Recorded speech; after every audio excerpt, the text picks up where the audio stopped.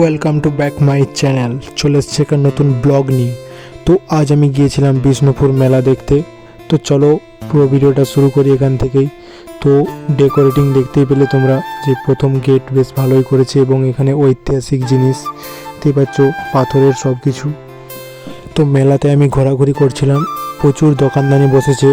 তো তোমরা যদি কেউ মেলাতে এসে থাকো তো তোমরা জানবে যে প্রচুরই দোকানদানি বসেছে, খাবার দোকান, এবং এইখানে চারিদিকেই এত মানুষজনের ভিড় কি বলবো আর।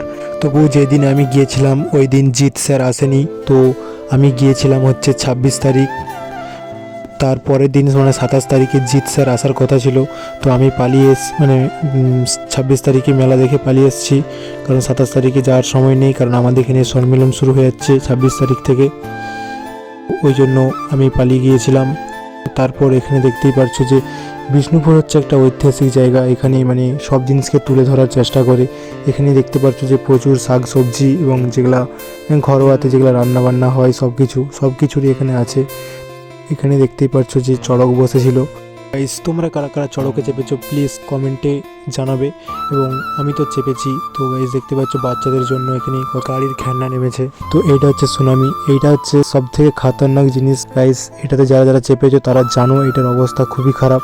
এটাতে আমি তো কখনো ভয়েই চাপতে খুঁজিনি। তোমরা যদি চেপে থাকো প্লিজ এটা কমেন্টে জানাবে কেমন এক্সপিরিয়েন্স এটা চাপার। তো আমি তো এটা কখনো চাপবো না, কারণ এটাতে চাপার যে নমুনা আমি বুঝতে পেরেছি, কারণ এটাতে যা ঘোরে আর কি বলবো তোমাদের। তোমরা একবার দেখে নাও, এটা দেখতেই পারছো এখানে এইভাবে যদি কেউ চাপে তার অবস্থাটা কি হতে পারে। গাইস, যদি কারো হার্টের রোগ থাকে তো এখানে মোট চাপবেন না, কারণ এটা যদি চাপো তোমাদের অবস্থা খুব খারাপ হয়ে যাবে, কারণ এখানে হার্ট অ্যাটাক হয়ে যাওয়ার সম্ভাবনাটা বেশি থাকে। দেখতেই পারছো এখানে।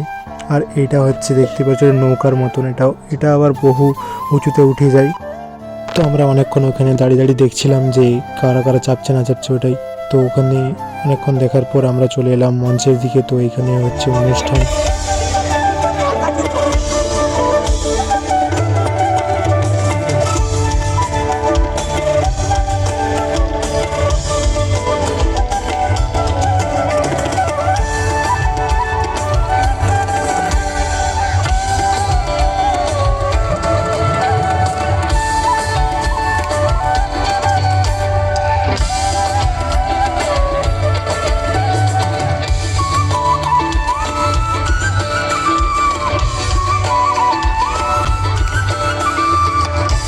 তো গাইস, তোমরা দেখতে পাচ্ছ যে এখানে প্রচুর লোক হয়েছে। তো যেদিনে জিৎ স্যার আসেনি ওই দিনে আমি গিয়েছিলাম। তো জিৎ স্যার যেদিন এসেছিল সেদিন তোমরা ভাবো তাহলে কত লোক হতে পারে। তো ভিডিওটা আমি একদিন পরে এডিট করছি। তো তোমরা দেখতে পাচ্ছ এখানে প্রচুর অনুষ্ঠান হচ্ছে।